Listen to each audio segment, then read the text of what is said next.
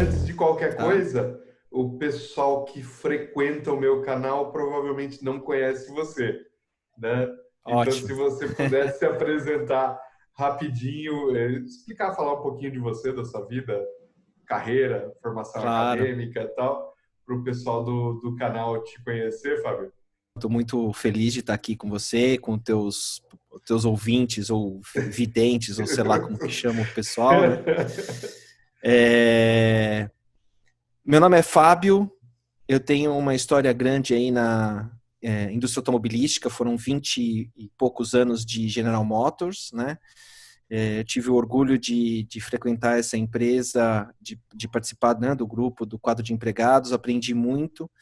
Passei em várias áreas, comecei como técnico de serviço, engenheiro de serviço, e aí fui me movimentando, conheci a área de garantia, a área de supply chain, programação de peças, forecasting, S&OP, aí entrei na área de logística, transporte, inbound, outbound, né? Comecei a fazer algumas coisas que hoje a gente vê alguns nomes bonitos aí, e a gente já fazia isso lá atrás.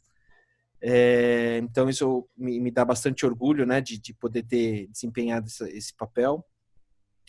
Depois trabalhei na parte de armazém, na parte de logística interna, layout, sistema, engenharia industrial, dos armazéns do Brasil, América Latina. E aí, por fim, fui para a área de logística compras, onde eu acompanhei o processo de desenvolvimento de uma cadeia de suprimentos de um produto novo. Então, foi o meu último papel, né, na companhia, e eu acho que com isso consegui enxergar tudo. Consegui, como se dizem, terminar um ciclo. E aí, 2 anos eu saí e agora comecei a fazer trabalhos de consultoria, né, independentes, no desenvolvimento de supply chain, desenvolvimento de VMI, desenvolvimento de e-commerce para empresas que estão buscando começar nesse caminho aí, que Fala o nome porventura... da sua empresa aí para gente, Fábio. Ah, minha empresa? Então tá bom, é a Ed Soluções Logísticas. A gente vai deixar um Ok. contatinho aí no final. Ok. A Ed foi criada há um ano, e ela tem a missão de levar, né, um pouquinho desse conhecimento que eu aprendi para empresas que estão começando agora nesse caminho aí de desenvolver as suas cadeias de suprimento. Por incrível que pareça, tem muitas empresas que ainda fazem isso como se fazia há 30 anos atrás, né, não incorporaram ainda boas práticas que já existem há algum tempo, e aí a minha missão é levar isso para elas. Do ponto de vista acadêmico, eu estudei bastante. Sou formado em engenharia mecânica, sou pós-graduado em logística pela FEI também, né, o mesmo local da graduação. Sou graduado em administração de empresas pela GV de São Paulo e mestre em engenharia de produção pela UFSCar. Então, eu nem faço muito aquela conta de quanto tempo eu passei estudando e vivendo, porque a conta vai ser desfavorável, eu vou acabar ficando deprimido, é melhor não fazer a conta. Faz parte, Fábio, faz parte. Faz parte, é isso aí. Legal, legal. E você estava contando para mim o seu trabalho de conclusão de curso lá do mestrado foi falando sobre o tema de hoje, né? Sobre a tomada de decisão multicritério, correto? Isso, exatamente. Era um assunto que eu mesmo desconhecia, né? A gente tem um pouquinho de teoria da utilidade na faculdade, mas assim, é só realmente passando pelo tema, né? E foi um tema que me chamou muito a atenção, né? Então, o meu professor, né, que me tutorou nesse processo, ele é doutor nesse tema, e aí a gente começou a desenvolver tanto uma dissertação como um paper, né, um artigo científico que está sendo publicado agora, com essa linha de teoria da decisão multicritério. Então é um campo bastante interessante, ele lida um pouquinho com alguns dos problemas com os quais a otimização não lida, né, porque você consegue lidar com variáveis não mensuráveis para tomar decisão. Então, é um campo que é, inclusive, beira a psicologia, é um negócio bastante interessante, e para quem acha que engenharia é exato, às vezes não é. E é legal quando a gente consegue aplicar esses conceitos que parecem mais acadêmicos, né, na prática, né? Então, logística é uma área da engenharia bastante prática, né? E tem muitos conceitos que a gente acha que são acadêmicos, teoria dos jogos, né? A tomada de decisão de Isso, critério, pesquisa operacional, que a isso. gente consegue aplicar no dia a dia na logística, né? Então, Exatamente. a logística é um campo muito legal onde dá para a gente fazer a aplicação de vários desses estudos, né? Torre, esse ponto que você está trazendo é excelente, né? Assim, na minha visão, a visão de quem trabalhou muito e estudou muito, a, a visão de que o mundo acadêmico é separado do mundo prático, que é uma visão corriqueira nas pessoas, é uma falácia, né? É uma coisa que, para mim, não faz sentido, né? Na minha visão, a gente pode e deve trazer todos esses conceitos da academia para a prática. No meu mestrado, inclusive, eu tive a oportunidade de ver vários trabalhos científicos que me ajudaram e ainda me ajudam no desenvolvimento de trabalhos práticos, né? Então, acho que a academia ela ajuda muito a gente a trazer um arcabouço teórico para explicar as coisas e poder evitar a famosa tentativa e erro, né? As pessoas acham que tentativa e erro é um bom método de resolver problema, mas de fato a aplicação de conceitos já testados ela é bem mais eficiente. Então esse ponto que você está trazendo é excepcional, é isso mesmo. Tentativa e erro dá muito prejuízo, né, Fábio? Geralmente, é. A não ser quando você tem sorte, né? Quando tem sorte, aí às vezes funciona melhor, mas tirando isso, eu, por exemplo, sempre tive azar, então eu tenho que apelar pro conceito acadêmico, não tem jeito. Sim. Então, se a gente pode aproveitar, né, as experiências dos outros, né, e esse Por que conhecimento não? que já está construído, Exatamente. né, melhor do que arriscar tomar um Ficar prejuízo. aprendendo. Exatamente, é isso mesmo. Legal, bacana. Você trouxe para a gente aí um exemplo de tomada de decisão. Eu vou compartilhar aqui a apresentação, tá? Legal. Tinho.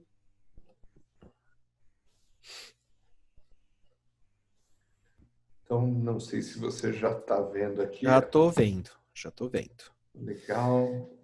Muito bom. Posso passar aqui para o segundo slide? Pode sim. Legal. Legal. O que a gente vai falar hoje, né? A gente vai. Eu tô trazendo a teoria da decisão para para uma aplicação prática, para a gente ver como realmente os conceitos, né, da academia podem ajudar a gente em problemas complexos e que podem trazer consequências graves se a gente errar, né? Esse aí é um caso típico, né? Como é que eu vou localizar um centro de distribuição? Então, a localização é aonde que eu vou construir o meu centro de distribuição para que eu possa atender bem o meu cliente e manter os meus custos eficientes, né? A gente tem vários jeitos de tomar essa decisão que a gente vê na prática aí. O primeiro deles, o mais famoso, é o famoso estudo de caso financeiro, né? Projeto financeiro. Então, nesse caso, que em inglês é o business case, ele leva em consideração uma variável, que é a financeira, e ele avalia, a princípio, custos, né? A parte financeira, investimento, alguma coisa de custo operacional que você consegue mapear na época do projeto, e é isso, né? Então, ele é bastante quantitativo e ele considera só realmente a questão financeira, como se mais nada existisse, tá? E é o que a gente mais vê nas empresas, E é o né, que a gente Fábio? mais vê, exatamente. Muitas empresas, inclusive, não fazem nem isso. Eles acabam tomando a decisão muito por Feeling. relacionamento, relacionamento, né, com o dono do imóvel, um preço favorável para alugar ou comprar o imóvel, mas enfim, o padrão é o business case, né? O segundo método é a otimização. Vocês viram aí junto com o Torre, né, o Yudi, um exemplo disso através do Solver. É um método muito bom, mas ele considera apenas as variáveis mensuráveis, custos, né? Ou outras variáveis mensuráveis. E, por fim, os métodos multicritério, que, como o próprio nome dizem, são multicritério. Né? Tem vários critérios, ou podem considerar vários critérios. Tá? Então, no próximo slide, a gente detalha um pouquinho a diferenciação do método multicritério, mas, basicamente, ele serve para solução de problemas complexos. O que são problemas complexos? Primeiro, múltiplos objetivos. Então, eu tenho que ter produtividade, eu tenho que ter custo baixo de logística, eu tenho que ter custo baixo de investimento, de aluguel, eu preciso ter um local onde eu vou ter uma boa relação com a minha mão de obra, eu preciso, às vezes, ter um local que não vai causar impacto de movimentação na minha mão de obra, né? Por exemplo, se eu tiver, por exemplo, um sindicato muito forte, uma organização laboral muito forte, eu posso ter greves se eu fizer uma mudança abrupta sem comunicar corretamente as pessoas, causando impacto para as pessoas, ou posso me movimentar para locais que estão sujeitos a questões ambientais, questões de tempo, né? Tempo severo, vento, enchente, enfim. Tem um monte de questões aí que, quando você para observar, tem que ser consideradas, né? A gente viu aí o caso das duas barragens, né, que romperam recentemente aí. Imagina que você coloque o seu armazém num local que está sujeito a um desastre desse, e o desastre realmente acontece, né? Qual que seria o impacto disso para a sua operação? Então, isso é só um exemplo de como é importante essa questão da localização, né? O outro ponto importante aí é a intangibilidade dos objetivos. Às vezes, você não pode medir, né? Como é que você vai medir o nível de relação que você pode vir a ter com a sua mão de obra no novo local? Como que você pode medir impacto de questões severas de tempo no novo local? Então, tem coisa que você não pode medir, né? Você pode dar nota, mas não dá para medir, né? Esse terceiro ponto, ele é muito relevante, porque geralmente é assim, né? Quando você está buscando criar uma fábrica nova, um armazém novo, normalmente esse projeto é feito pela área de logística ou de supply chain da empresa. Mas se você parar para pensar, o cara da fábrica tem que entender ou tem que ajudar na decisão, os fornecedores podem participar da decisão, o RH pode participar da decisão, finanças, os executivos da empresa, em alguns cenários, por que não, até os clientes, né? Então, como é que você considera isso num business case, né? Como que você considera isso num problema de otimização? Não dá, tá? Os horizontes de prazo são realmente longos, então a gente até pode, né, um passatempo que eu tenho aqui, você vai trocar de carro, você pode usar isso aqui também para fazer, não tem problema nenhum. Né? Mas o esforço que você vai ter é muito maior do que o benefício, né? Então, a gente usa esse método realmente para problemas que você vai ter impacto no tempo muito para frente. Então, você fez um armazém no local errado, você basicamente vai pagar para o resto da vida, né? Então, uma fábrica, né? Um galpão fabril aí é feito para durar 20, 30 anos, né? No mínimo. Exatamente. Você vê fábricas que, inclusive, tem muito mais que isso, né? Sim. Então, é isso. São horizontes de prazo que você não tem nem como antecipar o que vai acontecer daqui a 30, 50 anos. Você tem vários grupos que são impactados pela decisão, né? O que se relaciona muito com o terceiro ponto ali dos tomadores de decisão. Esse é um fator muito importante, né? Toda decisão de como uma localização de uma fábrica ou de um CD traz intrinsecamente uma compensação de valor, que em inglês é o famoso trade-off. Né?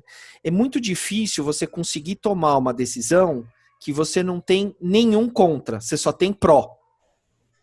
Se você conseguir achar uma decisão dessa, aí tá fácil para tomar decisão, né? Para na lotérica e joga na cena que você vai ganhar. Não tem como.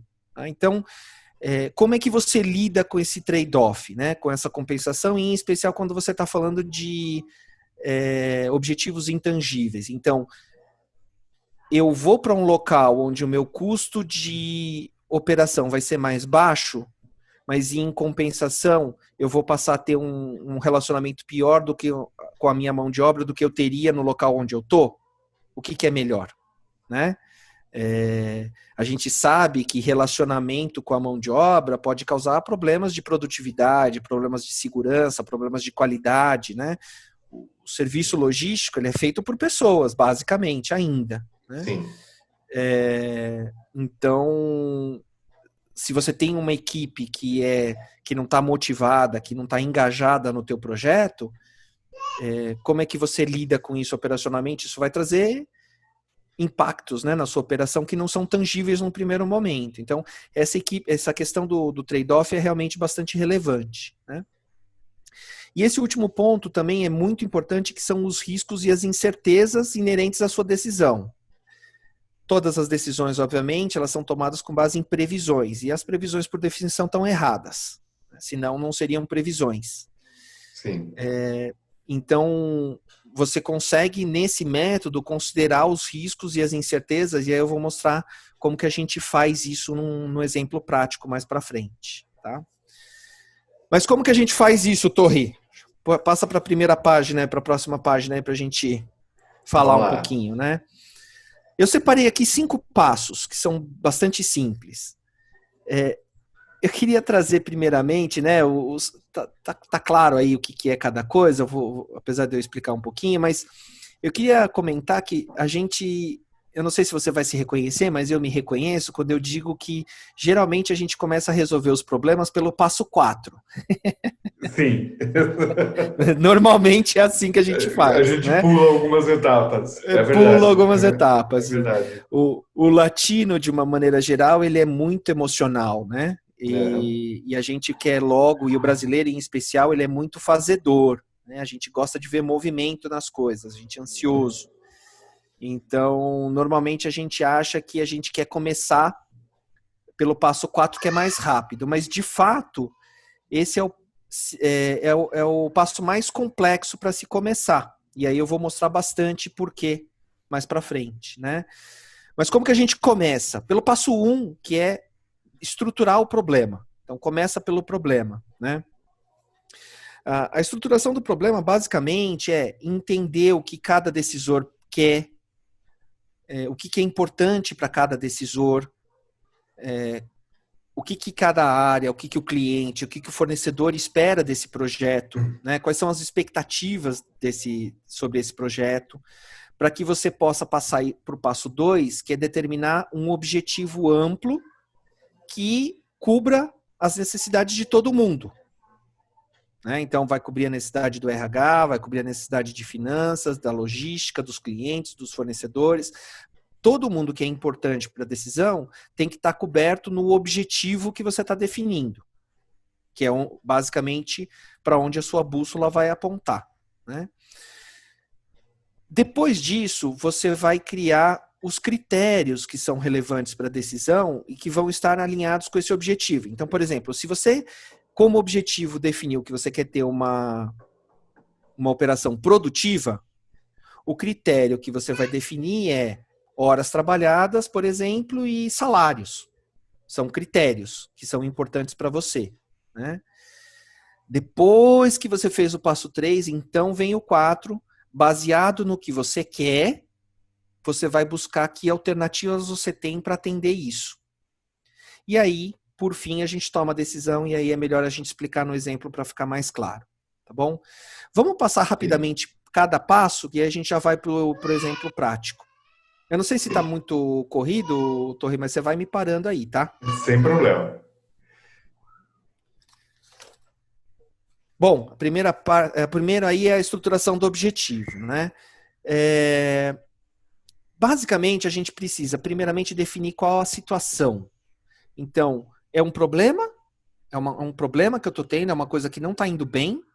Ou é uma oportunidade de fazer alguma coisa diferente e ganhar? Porque as tratativas são diferentes para cada caso, né? Uma coisa é eu querer melhorar alguma coisa que eu tenho, mas que está funcionando bem, e a outra coisa é se não está funcionando bem e eu quero corrigir. Tá?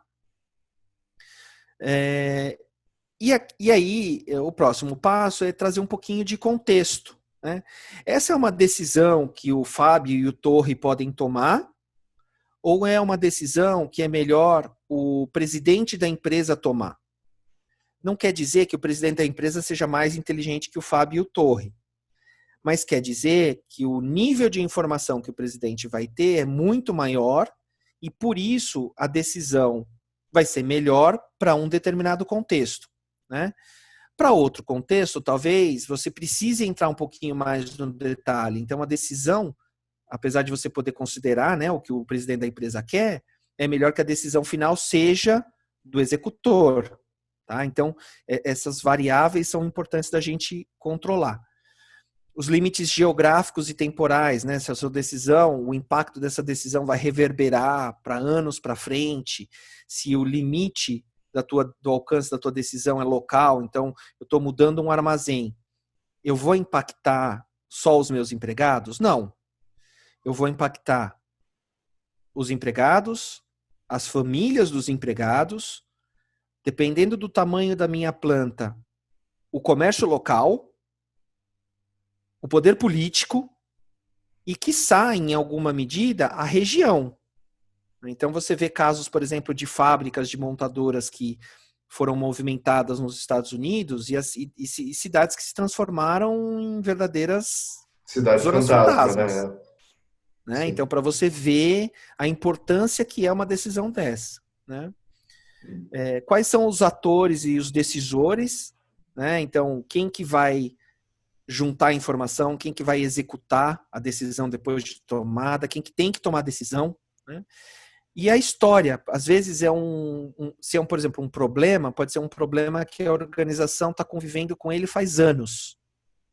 E aí é um outro problema, né, do brasileiro, a gente acha que o mundo nasceu a semana passada, né? A gente não procura muito se preocupar muito para trás, né? Aprender com as experiências passadas. Então, eu acho que a história é importante também. E aí você pode finalmente descrever o problema, tá bom? Então, com isso a gente fecha o primeiro passo, né? Que é a estruturação. Vamos para o segundo passo, que é o próximo slide. Pronto. Legal. Quando a gente já estruturou, a gente aí sim pode definir os objetivos, tá? Aqui tem uma diferenciação importante que é o objetivo ele pode ser fundamental ou objetivo meio. O objetivo fundamental ele é mais estratégico, ele é mais global. Eu posso falar dessa maneira, né? Ele é mais executivo, no alto nível. Né? Por que eu quero mudar de armazém? Por que eu quero movimentar o armazém? Ou por que eu quero criar um armazém novo? Por que eu quero fazer uma fábrica nova? Né? Eu acordei de manhã e decidi? Não, provavelmente eu tenho um objetivo para ser atendido com esse projeto. Né? E o objetivo meio, ele é importante para alcançar o fundamental. Então, quando eu falo que eu quero, por exemplo, mudar o meu CD de lugar para atender melhor o meu cliente, o objetivo meio pode ser melhorar o tempo de atendimento para o cliente e melhorar a taxa de erro. São objetivos mais locais, são objetivos mais específicos e são relevantes para atender o objetivo fundamental. No slide seguinte, a gente tem um exemplo aí, Torres, se você puder mudar. Aqui a gente tem aí, tá vendo o objetivo essencial, né, o fundamental, Uhum. é a razão essencial para você fazer um negócio, do lado esquerdo. E aí aqui você tem o objetivo meio, que é um meio para você atender o objetivo fundamental que está para cima. Tá? Uhum. Notem que um objetivo meio pode gerar um fundamental. Essa é uma situação importante é difícil de se ver isso na prática, né, quando você está fazendo o processo, mas às vezes acontece. Às vezes, quando você define o estratégico, você esquece de uma parte de um negócio, e aí quando você vai gerar os objetivos meios, aparece o gap.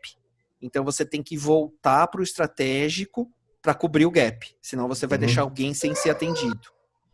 Tá? Tudo bem aí? Tudo bem. Será que tem um exemplo prático do objetivo fundamental e do objetivo meio, Fábio? O objetivo Legal. fundamental a gente pode colocar, por exemplo, uma empresa com o objetivo fundamental gerar lucro, né? Isso, exato. Em última análise é isso. Mas assim, um exemplo fundamental que eu passei foi esse, né? Por exemplo, eu quero mudar um armazém para que o atendimento ao meu cliente melhore. Isso é um objetivo fundamental. É a essência do porquê eu quero fazer. A frase em si não quer dizer nada, certo? Porque eu posso atender o cliente bem de várias maneiras. Eu posso começar a embalar o produto dele em caixa de ouro, eu posso entregar de avião todos os pedidos, né? Isso em si não quer dizer nada. É um objetivo de alto nível, ou seja, é um objetivo que eu tenho, por conceito. Né? Os objetivos meios vão ser assim, melhorar o tempo de entrega, entregar mais rápido e reduzir a taxa de erro. Outros poderiam dizer que, por exemplo, eu poderia melhorar o atendimento ao cliente enviando sempre um brinde, por exemplo, a entrega. É o que o meu cliente espera? Não é o que o meu cliente espera? Se não for, não tem por que eu gastar dinheiro com isso. Então, por isso que eu digo que o objetivo meio ele tem que estar ligado ao objetivo estratégico. Se o objetivo estratégico não coloca uma necessidade, né, não tem por que você monitorar isso para baixo. Sim. Então a gente poderia frasear, né, ou escrever esses objetivos como, por exemplo, atender a expectativa do cliente. Esse seria um objetivo fundamental. Né? Por exemplo, seria um. E daí exatamente. O objetivo meio é entregar dentro do prazo prometido, que é um objetivo que leva a atender aquele fundamental. Exatamente, isso aí. E é mais objetivo, né? Ele é mais direto ao ponto. Entregar no tempo que o cliente espera já é alguma coisa que não é totalmente palpável, mas já é mais palpável do que atender bem o cliente. Sim. Legal. Tá? E aí, o próximo slide, na realidade, ele fecha essa discussão que você trouxe, que é muito boa, né? Que são os critérios. Então, o critério, basicamente, ele vai acabar de clarear o objetivo. Então, no exemplo que a gente está discutindo agora, né? O objetivo fundamental é atender melhor o cliente, o objetivo meio é entregar mais rápido e entregar sem erro, né? E aí, os critérios vão ser ORT, tempo de resposta, de transporte, né? Tempo de atendimento do pedido, por exemplo, e taxa de erro do armazém. São os critérios. Né? Aí esses já são indicadores, eles são bem claros. Tá bom ou tá ruim? Sim. Tá? E aí a gente fecha os atores. Então, só nessa discussãozinha que a gente teve aqui, a gente já tem 2 atores, né? A gente já tem o cara do armazém, o responsável pelo armazém e o responsável pelo transporte. Em alguma medida, até a seguradora, se você está falando em taxa de erro. Né? E aí, por fim, isso já vai começar a te dar um norte para poder montar as alternativas. né? Porque em cima do que você quer, você começa a trazer as alternativas. E aí a gente vai falar bastante disso no próximo slide, mas também no exemplo. Aí no exemplo vai ficar bem clara essa divisão entre critério e alternativa, tá? Aqui é um exemplo de como que a gente consegue tratar o intangível dentro do multicritério, né?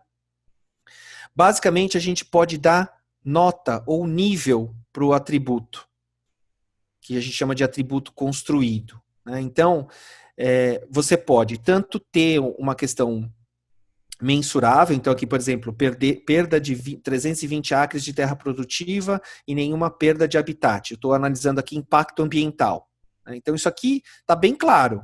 Eu estou falando aqui 320 acres e nenhuma perda de habitat. E para isso, eu dou um nível, que é 1, ou seja, próximo do melhor nível que eu quero, que é nenhuma perda de nenhum dos dois. E aí eu vou quantificando, né? Eu posso colocar isso, por exemplo, numa questão intangível. Eu posso colocar prefiro mais ou prefiro menos. Eu posso dar uma escala, aqui pode ser uma escala de preferência, de 0 a 5. Eu prefiro mais acordar mais cedo e tomar café para ir trabalhar. Eu prefiro menos acordar mais tarde e ir direto para o trabalho sem tomar café. Então, você pode quantificar os critérios também de maneira intangível aqui. Tá? Ficou claro essa parte? Essa parte é uma parte mais difícil. Sim. Acredito que tá bem claro. Tá bem claro. Legal.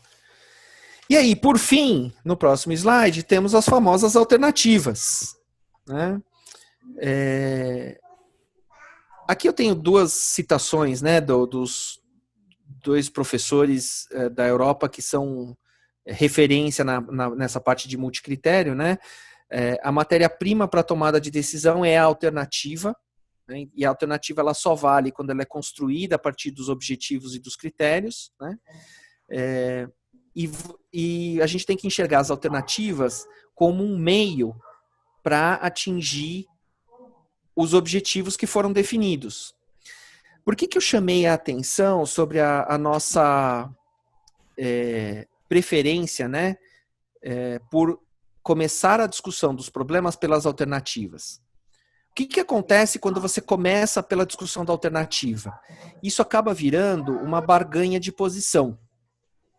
Eu tenho a minha alternativa, eu finco o pé na minha alternativa, na alternativa que eu estou propondo, e aí eu vou buscar todos os argumentos para dizer que a minha alternativa é a melhor. Isso é natural do ser humano, né? Exatamente. A gente vê isso em vários aspectos, né? A gente vê isso, inclusive, quando a gente vê as discussões em mídia social, isso é extremamente comum. As pessoas elas discutem as alternativas sem discutir a base do porquê é melhor ou é pior, né? Elas partem da premissa que o que eu estou propondo é melhor para mim, logo é melhor para todo mundo. E isso às vezes não é verdade. Às vezes, inclusive, os problemas são enxergados de perspectivas diferentes. Quando você está numa empresa, você está em áreas diferentes, né?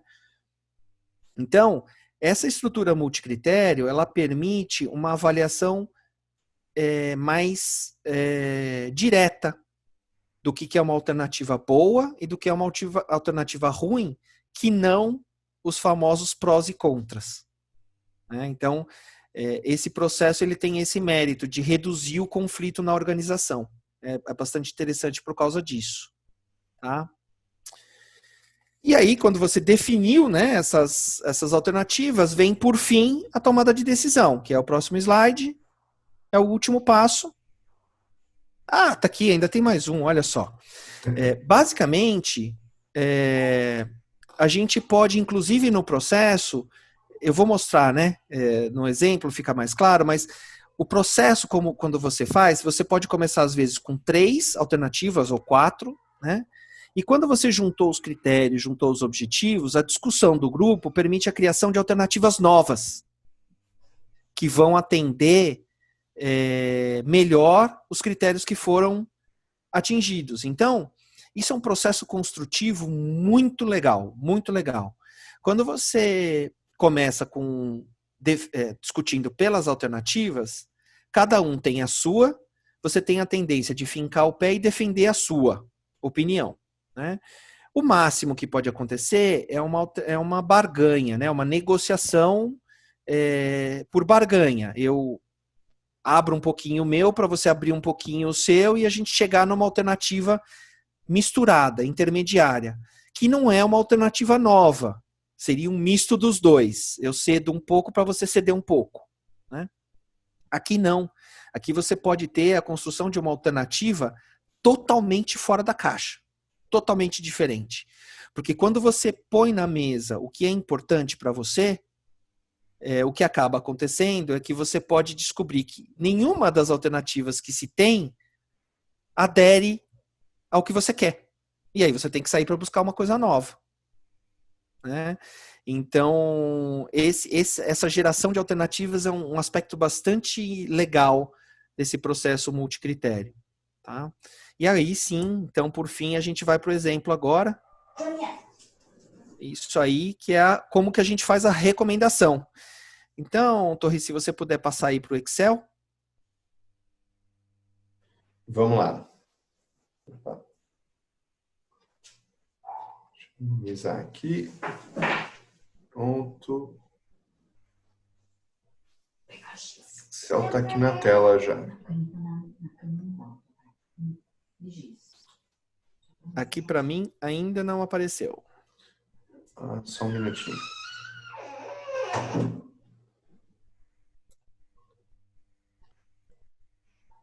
Agora vai. Aí, legal. Se você puder colocar na primeira planilha estruturação do objetivo. Uhum. Legal. Bom, pode isso, tirar o zoom para as pessoas verem a árvore toda, né? Uhum. Eu coloquei aí 4 passos, né? Porque o quinto é a tomada de decisão. O primeiro é a estruturação do objetivo. Isso, ótimo, Okay. tá ótimo. O primeiro passo é a estruturação do objetivo. Então, aqui a gente já consegue ver, tá vendo? Os objetivos meios e os objetivos fins. Claro, eu coloquei alguma coisa aqui bem simples, né? Porque é um exemplo, mas esse objetivo fundamental aqui pode inclusive ser mais de um, né? A diferença é que na realidade eu vou repetir o mesmo processo para todos eles. Tão simples quanto isso, tá? Uhum. Então aqui eu coloquei como exemplo que o objetivo fundamental do meu projeto é construir um CD eficiente e com um baixo investimento. Então, eu como gestor da empresa, Máximo, presidente da empresa, eu não tenho um grande capital para investir nesse momento, mas eu sei que eu preciso de uma operação mais eficiente. A minha operação não tem um custo competitivo com o mercado, ou seja, meus competidores, eles são mais eficientes para fazer a operação que eu sou, né? Então, aí a gente vê 2 objetivos meios: eficiência e baixo investimento. É o que a gente tira do fundamental ali em cima. Esses objetivos meios saem 4 objetivos meios da eficiência e 3 do baixo investimento. E aí, produtividade gera 2, qualidade 1, segurança 1, logística 2, e aí cada um do baixo investimento gera mais 1. Como que a gente gera isso? Alguém senta e faz? Não. São sessões de brainstorming, de discussão, que são coordenadas, né? Que tem uma pauta, tem um método para fazer, com os atores, com os decisores, com os stakeholders, para você conseguir puxar deles tudo isso aí. Então, essa é a parte mais difícil, né? Como é que eu sei que eficiência significa produtividade, qualidade, segurança e logística. Porque com certeza eu entrevistei os clientes para ver o que é importante para eles, o que eles acham que agrega valor. Eu perguntei para os gestores das áreas o que eles acham importante, né?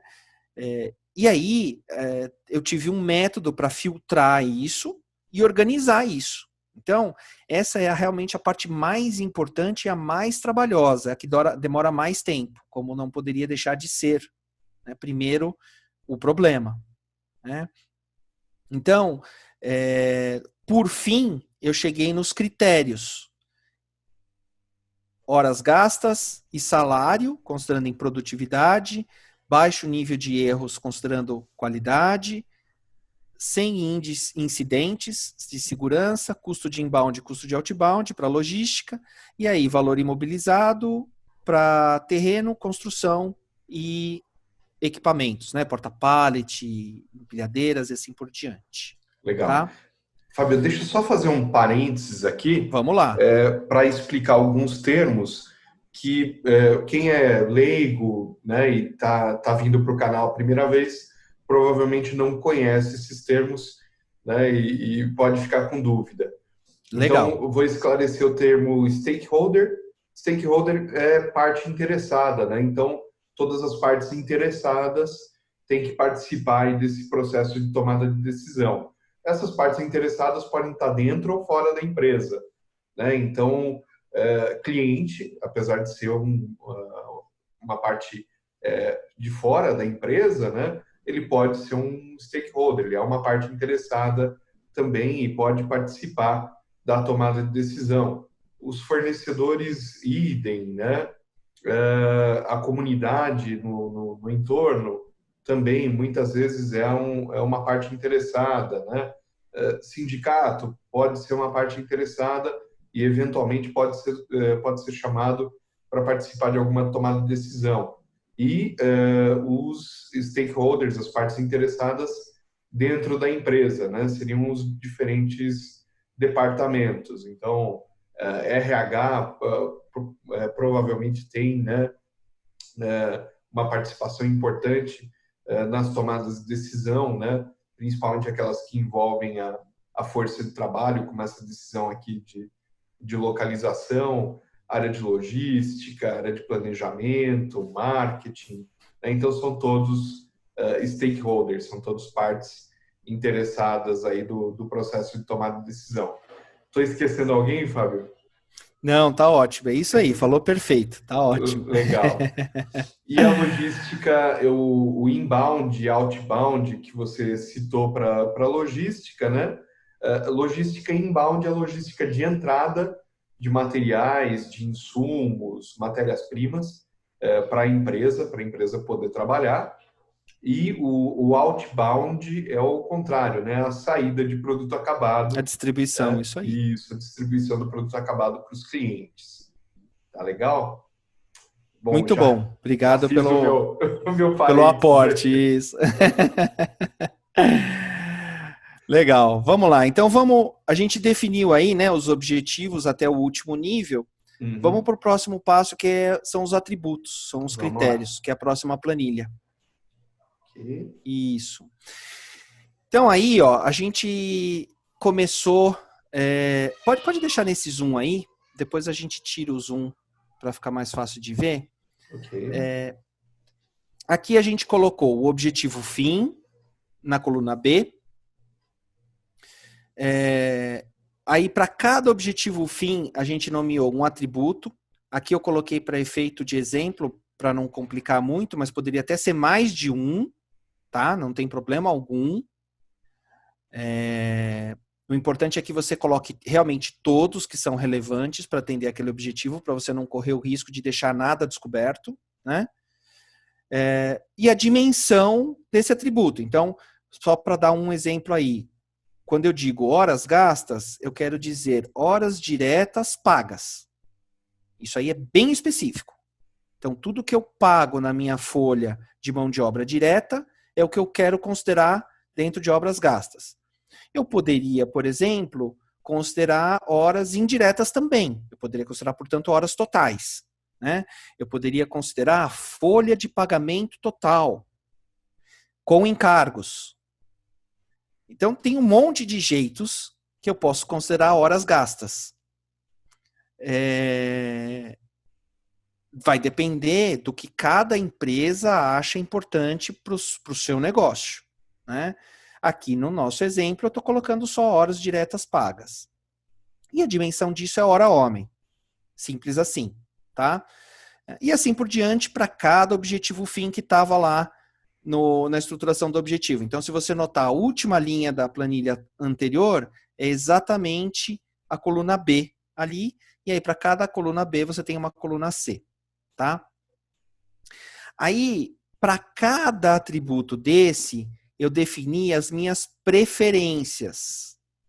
Isso aqui é muito importante, que é aquela matrizinha que eu mostrei para vocês, né?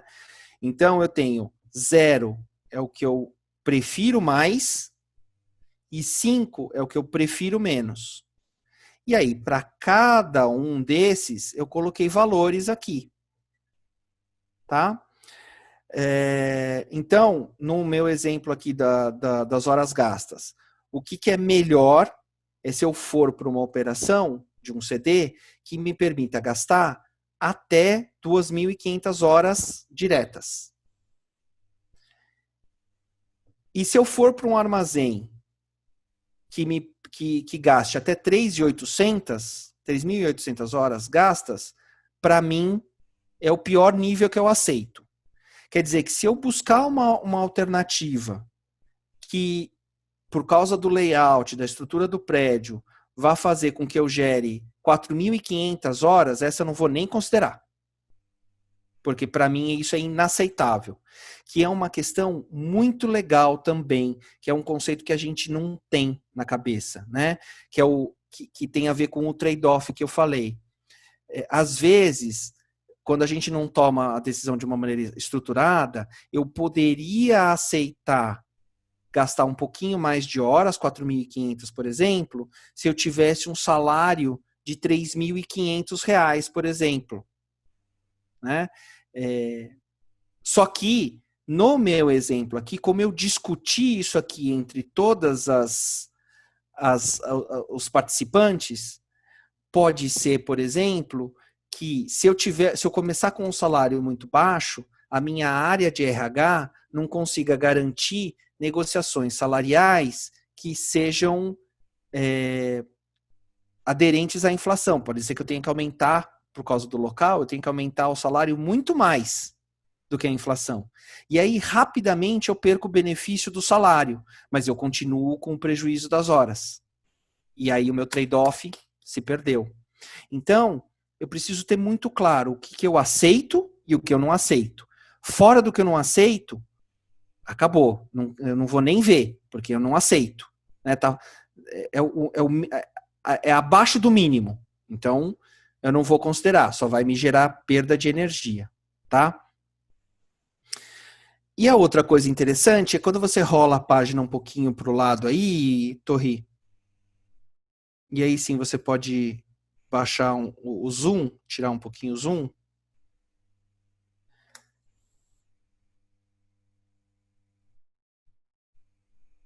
Isso, pode ser aí, já está ótimo. Tem para todos, né? Os gráficos tem para todos, mas essa primeira linha aí, horas gastas, horas perdidas e investimento, eles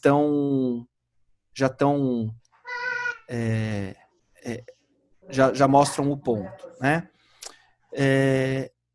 Aqui dá para ver, por exemplo, entre horas gastas e investimento de terreno, que as curvas têm ângulos diferentes. Se você considerar que investimento perdido, a curva faz uma curva realmente, ela não é nem uma reta. Né? O que significa isso? Você consegue visualizar as suas preferências. Então vamos pegar aqui salário, por exemplo, que é o gráfico de salário.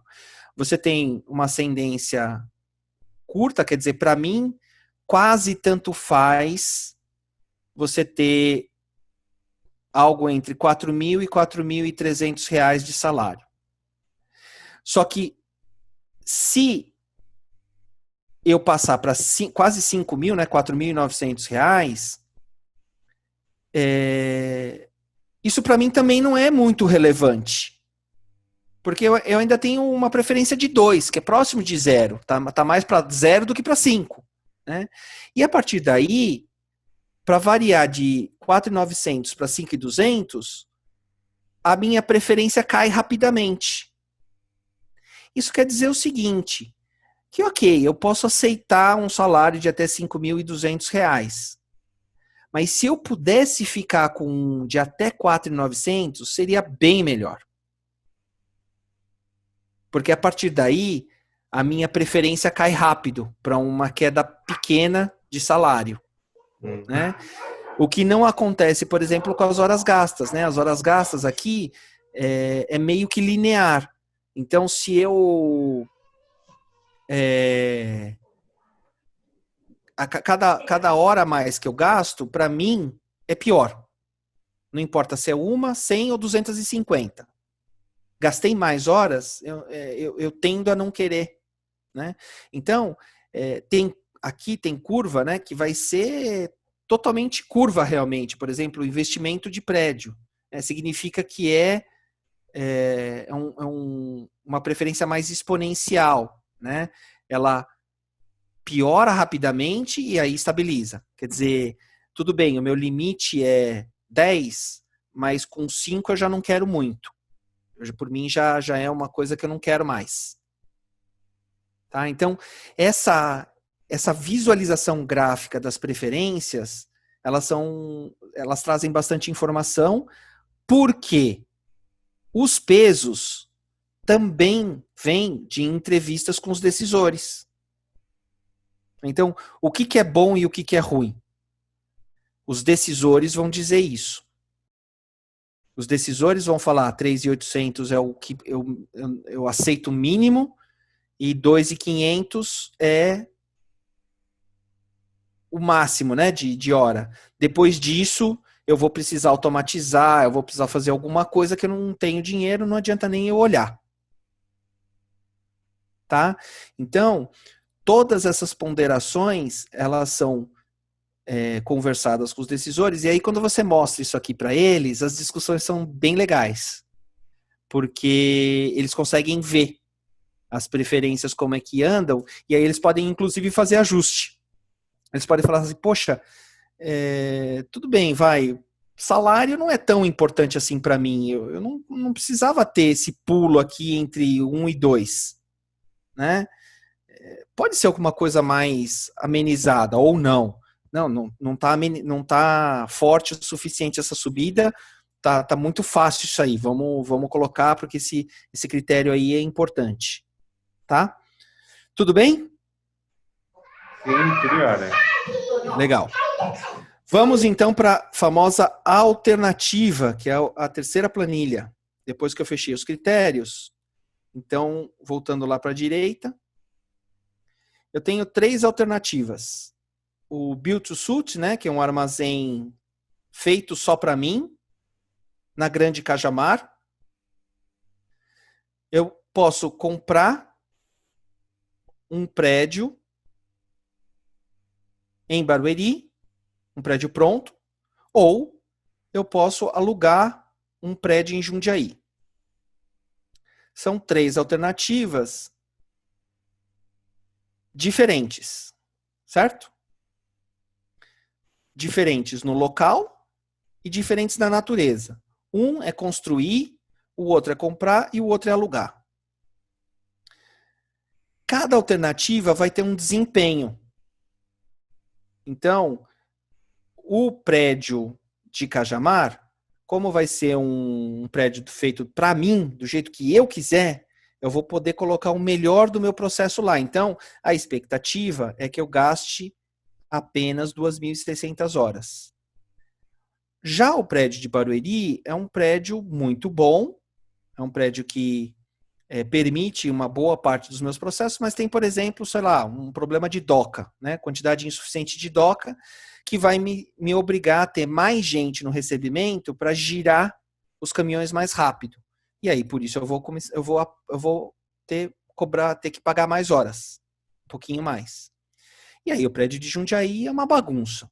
É um prédio antigo, foi uma fábrica, então não é um prédio que é um armazém, e aí provavelmente o meu processo não vai ter um desempenho bom. Mas olha que interessante, né? Se eu falar do investimento, construir é o que traz o maior investimento, comprar traz um investimento intermediário e alugar, investimento nenhum. E agora, José, como fazemos? Essa que é a grande dúvida, né, Fábio? Exatamente. E essa dúvida, né, Torre, você que tem muita experiência aí no negócio também, essa dúvida acontece o tempo inteiro. Na prática, o que você vai ter é o cara que tem o dinheiro reclamando que ele quer o mais barato, e você vai ter o cara de operação reclamando que ele não quer uma operação suja que depois ele vai ter que ficar justificando o problema de eficiência para o resto da vida. Quando é uma empresa pequena, o dono da empresa quer as duas coisas. Ele quer uma operação eficiente e ele quer pagar pouco. Exatamente. Ele busca um milagre. Exatamente. Né? Então, esse é o trade-off que a gente fala tanto. Né? Não tem solução perfeita. Né? Vai ter uma solução que se adeque melhor às suas preferências. Tá?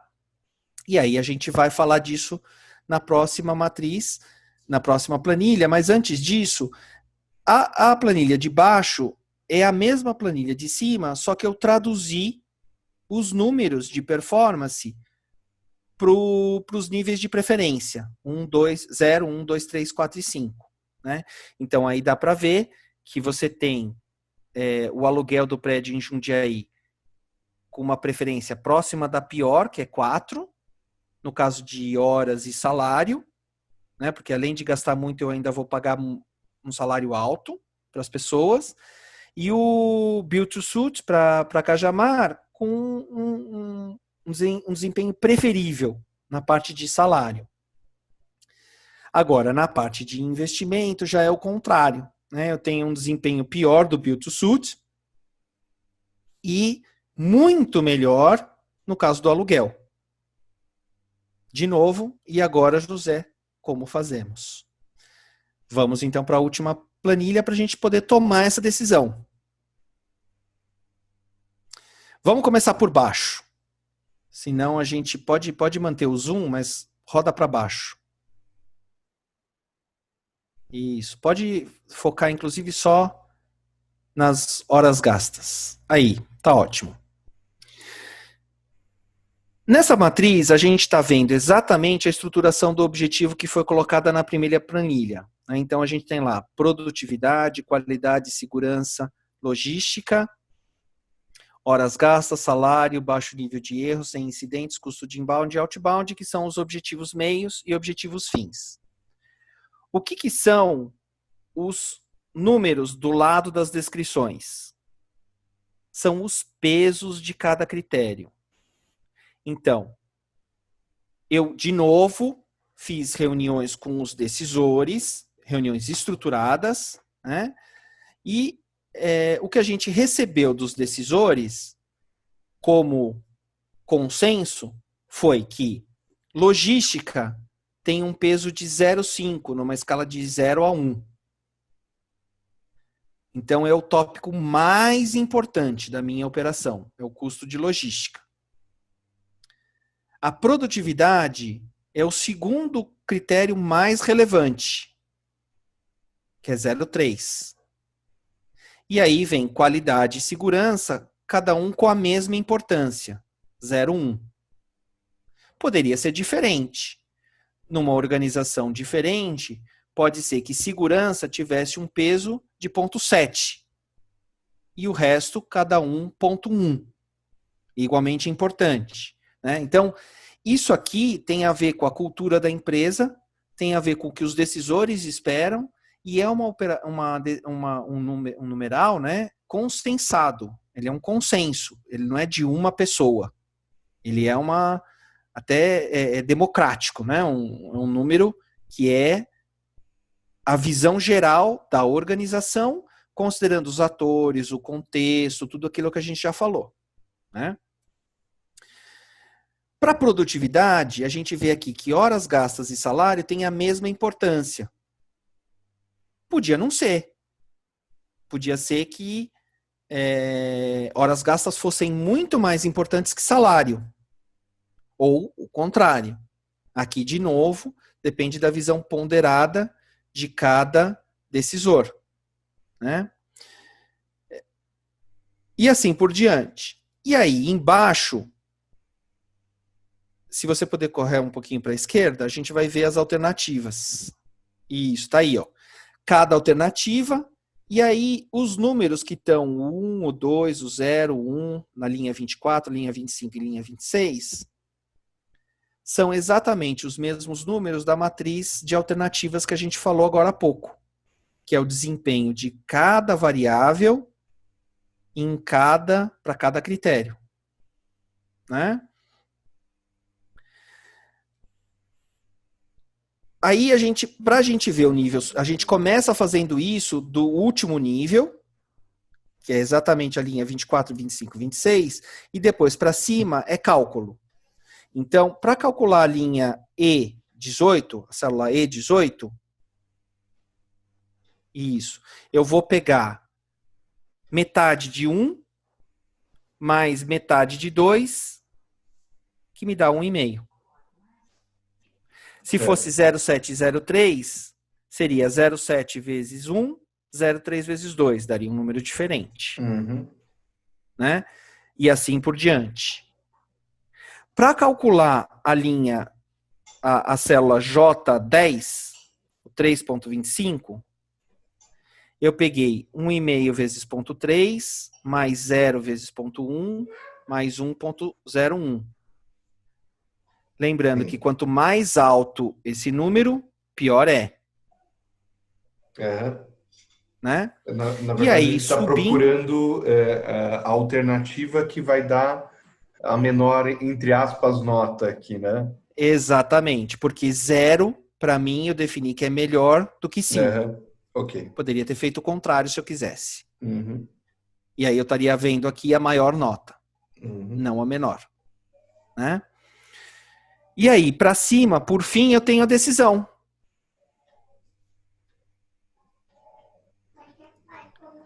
Que é basicamente 0,8 vezes 3,25 mais 5,4 vezes 0,2. A melhor decisão é realmente o site de Cajamar. Por quê? Porque a eficiência foi colocada pelos decisores como sendo muito mais importante do que o investimento. Então, apesar do investimento ser realmente importante, a eficiência é 4 vezes mais importante do que o investimento. Então, acabou prevalecendo a alternativa de melhor eficiência. Mas vamos dizer, por exemplo, Torri, que ao ver esse resultado, os decisores falaram assim, bom, então, quer dizer o seguinte, que o prédio em Jundiaí, ele tem um desempenho muito ruim em outbound, porque ele está longe dos meus clientes, né? Ele tem um desempenho muito ruim em segurança, e ele tem um desempenho muito ruim mais lá para a esquerda, incidentes, isso.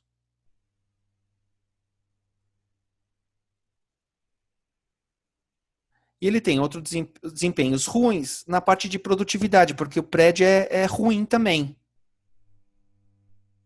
Mas ele tem o benefício de não gastar nada de imobilizado. Então as notas do outro lado lá são todas zeros.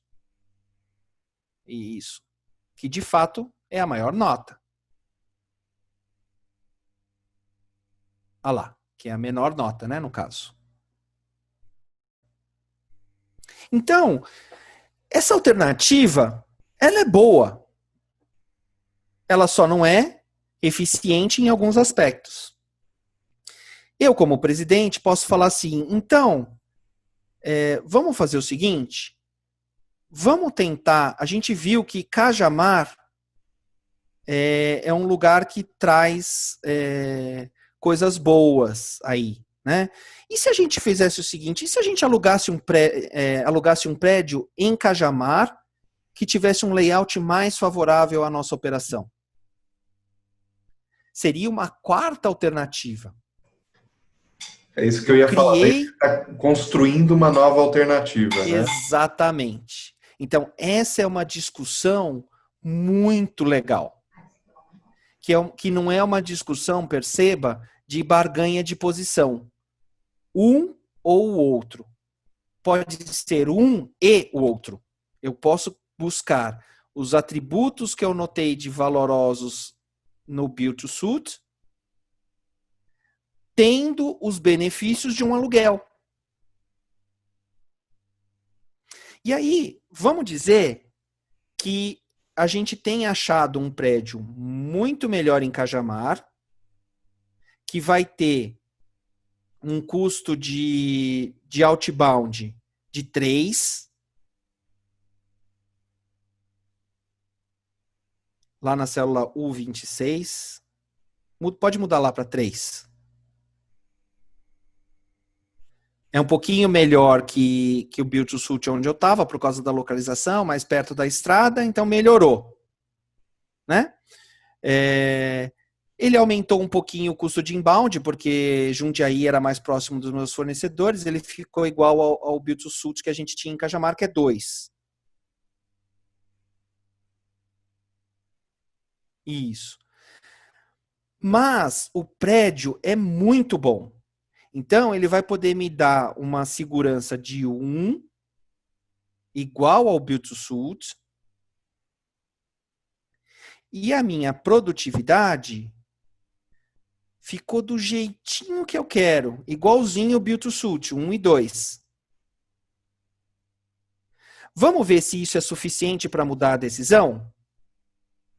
Olha lá, mudou a decisão. Mudou a decisão. A decisão passou a ser um aluguel em Cajamar e não um aluguel em Build to Suit em Cajamar. Vamos dizer que eu tivesse um problema de segurança aí. Segurança não é bom. Segurança é 4, porque o prédio é o incidente. Isso. O local do prédio está sujeito a assalto, né? Olha que legal. Só a segurança reverte a decisão de novo. Sim. Olha que interessante. Então, o critério segurança é um critério importante. Vamos fazer o seguinte? Vamos falar o seguinte, olha, vamos dizer que a segurança seja perfeita, seja 1.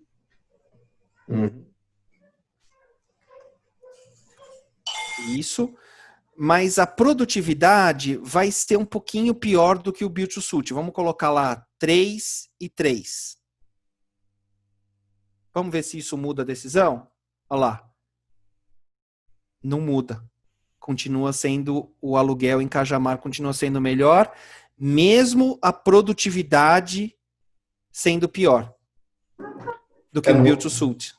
Não é tão pior, né? A gente não colocou o 5, né? A gente colocou o intermediário, 3. Isso aí. Mas pode pôr lá, põe 5, vê o que acontece.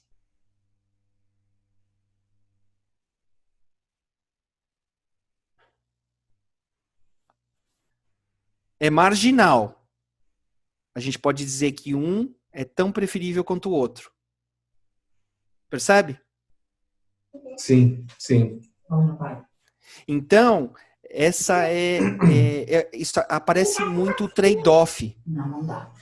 O trade-off aqui fica transparente, né? Fica claro. A discussão ela não é barganha. E aí você pode construir a alternativa que você quiser. Você pode colocar, por exemplo, se a tua alternativa de custo ela é ruim, você pode aumentar um pouquinho, por exemplo, o investimento no terceiro nível lá.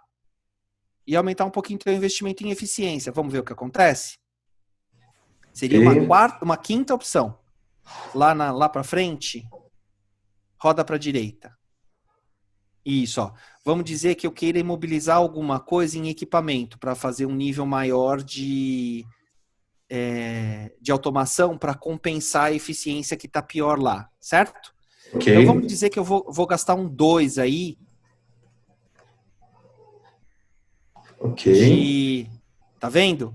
Então eu posso até gastar um pouquinho mais que a minha decisão não reverte. Na realidade faltou a fórmula aqui. Pode colocar 2 no de cima também, equipamento. Isso aí. 2.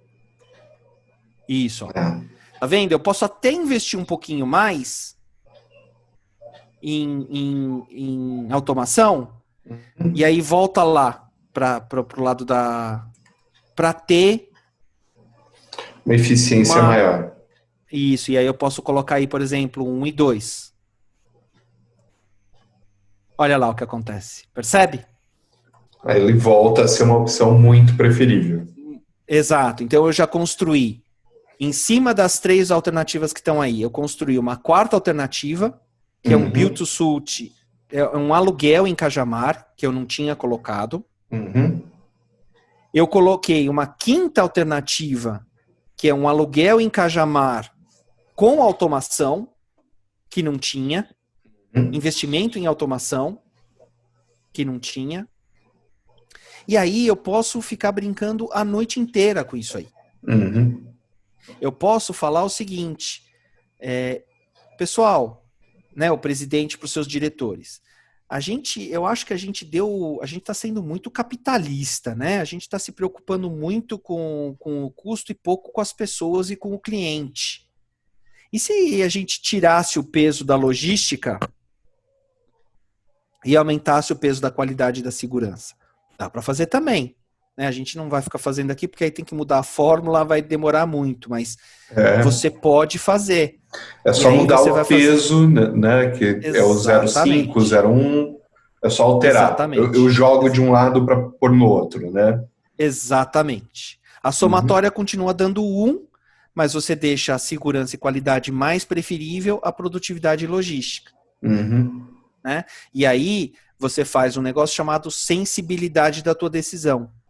Tem decisões que você faz, que a gente viu um pouquinho aqui dessa sensibilidade, que você pode mudar uma barbaridade o peso, que a decisão lá em cima altera pouco. Principalmente decisões com muitos critérios. Né? Outras não. Outras você variou 1%, já muda a decisão. O que quer dizer isso para você? Que decisões que têm uma sensibilidade maior à variação do peso, muito provavelmente são aquelas que têm maior potencial de gerar arrependimento no longo prazo. Então, o ideal é você ter uma discussão de que meios você pode adotar para manter essa decisão viável no longo prazo, para evitar aquele famoso faz e desfaz, né? Um diretor assume a área, faz de um jeito.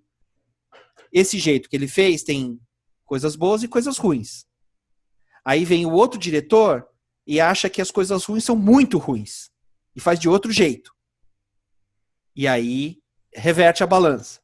Aí vem o terceiro e volta ao que era o primeiro. Isso é muito comum nas organizações. Por quê? Porque não existe um tracking desse tipo. Toda decisão tem um trade-off e como os trade-offs não estão claros, você fica indo para lá e para cá, desperdiçando recurso. Sim. Porque você uma hora olha de um lado, outra hora olha do outro.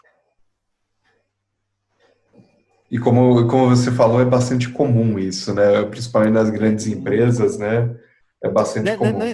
Não é nem só nas empresas, não. Eu vou falar para você que eu tô tendo uma experiência super legal agora no meu condomínio e é igualzinho. É igualzinho.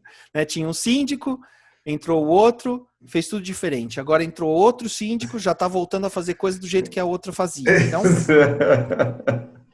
Prefeito também faz isso, né? Prefeito faz isso, todos eles fazem isso. É, sim. E esse método de tomada de decisão, como tem input de todos os stakeholders, em teoria a gente evita esse problema, né, Sim, Fábio? porque é um processo registrável, né? Uhum, Ele é um processo que eu não falei na apresentação, mas tudo isso que a gente fez aqui, ele é registrável. Então, quando a gente falou lá atrás, vamos dizer que daqui a 15 anos você queira fazer outro processo desse. Você pode, dentro do que eu falei lá de buscar o histórico, né? Você vem aqui, né, muito se fala hoje da gestão de conhecimento nas empresas, você vem aqui, puxa esse processo de decisão registrado e entende como as pessoas de 15 anos atrás tomaram a decisão, para você, pelo menos, poder considerar isso na sua decisão. sim, Né? É claro que daqui em 15 anos o mundo vai ser totalmente diferente. Então, sim. provavelmente, por exemplo, a parte de toda de automação vai estar muito mais barata. Então, vai ser muito, provavelmente, horas gastas e salário vai ser muito menos relevante daqui a 15 anos do que é hoje. Uhum. Mas você ter esse histórico é importante. Ele pode ajudar a gente a não esquecer algum item que seja importante também, né, Fábio? Exatamente, não É. cometer os mesmos erros que foram cometidos no passado, né? Uhum. Então, vamos dizer que você não tenha dado peso para a segurança aqui, e aí, com o passar desses 15 anos de operação, a empresa tenha acumulado um passivo trabalhista enorme. Isso vai indicar o que para a empresa? Poxa, segurança é mais importante do que eu falei que era. Entendeu? Sim. Porque você tem registrado o que você decidiu, você pode aprender com a sua decisão. E como com certeza a pessoa vai ser diferente, é totalmente relevante para a empresa garantir que a empresa aprenda e não a pessoa aprenda. Uhum. É isso que eu acho que é um benefício lateral desse processo mais organizado para tomar decisão. Sim. É o que você comentou, né? Quem é hoje diretor, por exemplo, e toma uma decisão, amanhã ele vai estar em outro cargo, vai estar em outra empresa, né? Então, a gente precisa, de alguma forma, preservar o conhecimento dentro da organização. É isso mesmo. É E isso essa daqui, mesmo. essa daqui é uma maneira bem organizada de guardar esse documento, né? Com Esse certeza. conhecimento. Com certeza. Legal, E é legal. isso, Torre, que eu tinha para dividir com você e com seus ouvintes aí. Bacana, Fábio. Eu espero que vocês tenham gostado, né? Não sei se tem alguma pergunta aí, alguma coisa. Provavelmente vão aparecer perguntas no chat e daí a gente vai respondendo no chat. Excelente, tá bom, tá ótimo. Beleza. Fábio, valeu, muito obrigado aqui pela explicação, obrigado por compartilhar esse conhecimento com a gente. Com certeza vai ser bastante útil para algumas pessoas, né, que entrem em contato aqui com o canal, que vejam o canal, né, com certeza se elas conseguirem usar isso daqui no dia a dia, vai ser de grande valia para essas pessoas. Eu que agradeço a oportunidade de poder dividir isso com vocês. Esse é um conhecimento que eu considero bastante relevante, né? E quando a gente consegue usar ele, ele com certeza traz muitos benefícios. Eu espero que possa ajudar muitos de vocês aí a tomarem decisões melhores e trazerem resultados melhores para suas organizações. É o que eu espero de coração. Boa sorte. Para as organizações e, por consequência, por tabela para o Brasil, Para né, o Fábio? Brasil e para nós mesmos, né? Sim, Para nós mesmos também. é isso aí, Fábio. Valeu, muito obrigado pela participação. Até a próxima, Fábio. Um grande abraço, até mais.